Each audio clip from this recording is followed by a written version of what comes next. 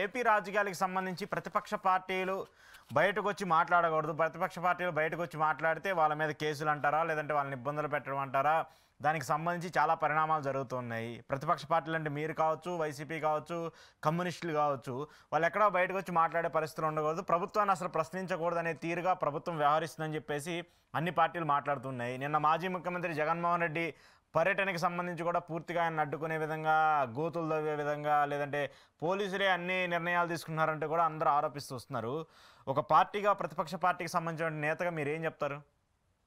ఈ దేశంలో ఏ రాష్ట్రంలో అయినా సరే, ఏ ఏ దేశంలో ప్రతిపక్ష నాయకులు కావచ్చు, ఎవరైనా గానీ ఎళ్లి ప్రజల పక్షాన మాట్లాడడానికి పూర్తి స్వేచ్ఛ రాజ్యాంగం కల్పించిన తరుణంలో హ్మ్. ఈ రకమైన చర్యలు పిరికిపంద చర్యలుగా మనం చూడాలి. ఓకే. ప్రజల యొక్క సమస్యల్ని ప్రజల కోసం ప్రతిపక్షాలు మాట్లాడుతా ఉంటే దాన్ని విని అర్థం చేసుకొని ఏ రకంగా సాల్వ్ చేయాలని అధికార పక్షం యొక్క ఆలోచన ఉండాలి తప్ప హ్మ్. ప్రజల వద్దకు వెళ్ళి ప్రతిపక్షాల సమస్యలు లేవనెత్తితే మన యొక్క బండారం బయటపడుతుంది. కాబట్టి అసలు వాళ్ళని వెళ్ళనివ్వకుండా మాట్లాడనివ్వకుండా చేస్తే సరిపోద్ది అనే ఒక ఆలోచన ధోరణి.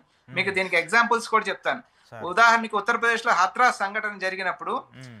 రాహుల్ గాంధీ గారు, ప్రియాంక గాంధీ గారు వెళ్ళి ఆ కుటుంబాన్ని పరామర్శించారంటే వాళ్ళని వెళ్ళనివ్వకుండా అడ్డుకోవడం. హ్మ్. అట్లాగే అస్సాంలో రాహుల్ గాంధీ గారు ఏదో పర్యటన మీటింగ్ కోసం వెళ్తారంటే రాహుల్ గాంధీ గారిని వెళ్ళనివ్వకుండా అడ్డుకోవడం. హ్మ్. సరే, ఇవన్నీ రాజకీయాలు కూడా పక్కన పెడదాం. రైతులు వాళ్ళ యొక్క సమస్యలను చెప్పుకోవడానికి, వాళ్ళ యొక్క బాధలు చెప్పుకోవడానికి ఢిల్లీ వెళ్ళి కేంద్ర ప్రభుత్వం దగ్గర మా మాటలు మేము చెప్పుకుంటామని నిరసనగా వాళ్ళు బయలుదేరితే, హర్యానా ప్రభుత్వం సింధు బోర్డర్ దగ్గర ఇట్లాగే ఈ నిన్నటి సంఘటన ఎట్లా జరిగిందో అట్లాగే రోడ్లను తవ్వేయటం, హ్మ్. రోడ్లకి ముళ్ళ ముళ్ళ ఈ ముళ్ళకి కంచెలేయటం. ఇది హ్మ్. హ్మ్. కంచెలేయటం, హ్మ్. రోడ్లు మొత్తం ట్రాక్టర్స్ అవి వెళ్లకుండా రోడ్లకి సీలలు కొట్టడం.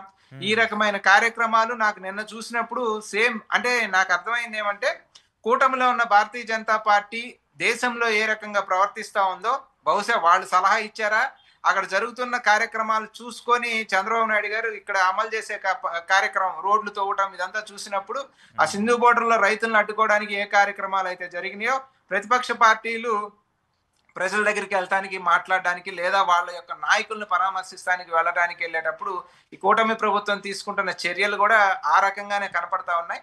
ఇది ఓకే. ప్రజాస్వామ్యంలో ఏ రకంగా కూడా ఏ రాజకీయ పార్టీ కూడా ఖచ్చితంగా స్వాగతించే కార్యక్రమం అయితే కాదు అశోక్ గారు.